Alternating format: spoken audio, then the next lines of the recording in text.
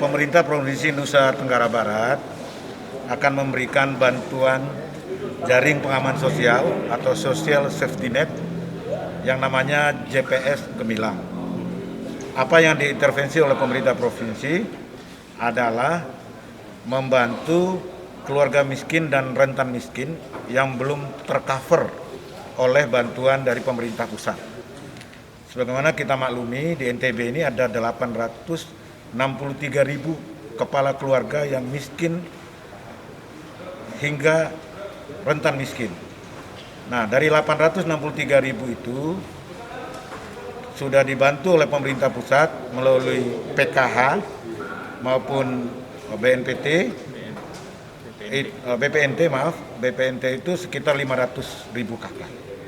Jadi sisanya? Nah, sisanya masih sekitar 300. Nah, 105.000 ini dari pemerintah provinsi adalah menyelesaikan seluruh penduduk sangat miskin dan rentan miskin di desil 1, 2, dan 3 dalam daftar orang-orang yang ada di basis data terpadu.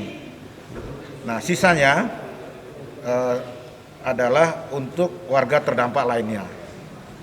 Nah, masih ada tersisa sekitar puluhan ribu yang belum diselesaikan oleh pemerintah. Harapannya itulah yang akan diselesaikan.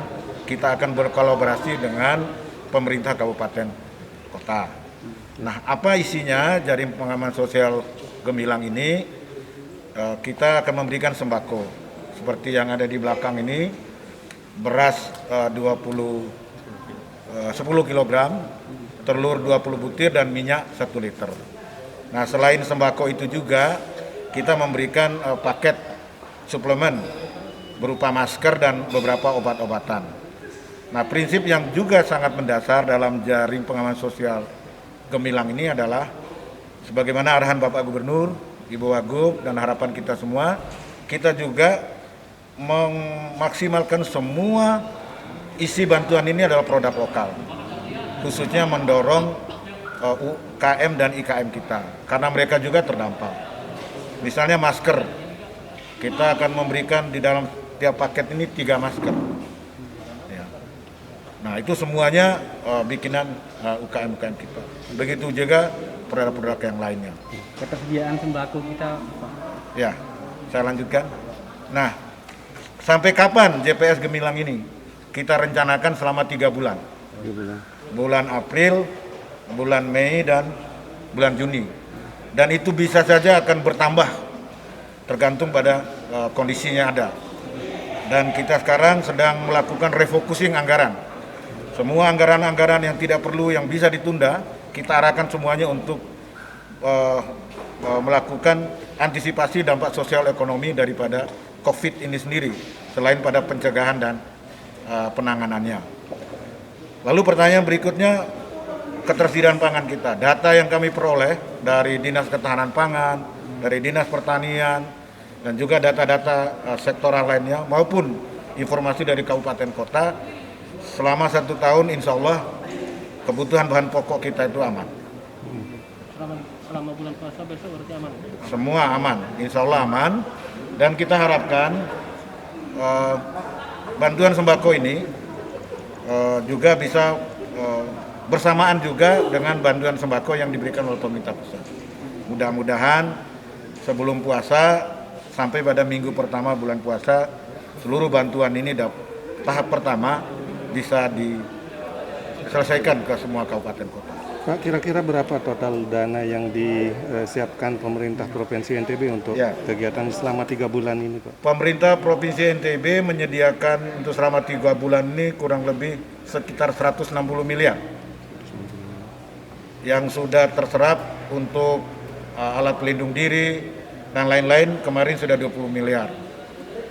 Sekarang untuk jaring pengaman sosial 3 bulan sekitar 80. Nah, sisanya kami siapkan lagi 60 miliar untuk jaga-jaga apabila ada yang darurat yang perlu kita laksanakan bersama. Nah, dalam konteks jaring pengaman sosial ini, sebagaimana arahan dari pusat, satu saja kuncinya sekarang. Yang pertama adalah soal data. Ya, soal data siapa sebenarnya yang menerima ini.